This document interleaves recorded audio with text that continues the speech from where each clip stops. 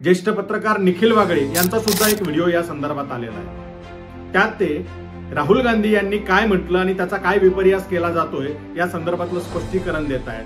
काँग्रेस पूर्वी कशी होती आता कशी झाली या बाबतीत सांगतात। पण आश्चर्य म्हणजे निखिल वागळे ज्या दिवशी हा व्हिडिओ बनवतायत त्याच्या 48 तास आधी एक बातमी प्रकाशित होते, ज्या बातमीत असं सांगितलं जातं की सुप्रीम कोर्टाने SC/STच्या आरक्षणात जे क्रिमिलेअर तत्व लावण्याचा आदेश दिलेला आहे त्या आदेशाचं इम्प्लिमेंटेशन करण्यासाठीची कमिटी ही तेलंगणा सरकारने बनवली होती। याची बातमी प्रकाशित होऊन 48 तास उलटतात, पण त्यावरती निखिल वागळे ब्र शब्द काढत नाही। या व्हिडिओतही ते काही बोलत नाही। क्रिमिलेअर हे आरक्षण संपवण्याचं तंत्र आहे, आरक्षण संपवण्याचं टूल आहे।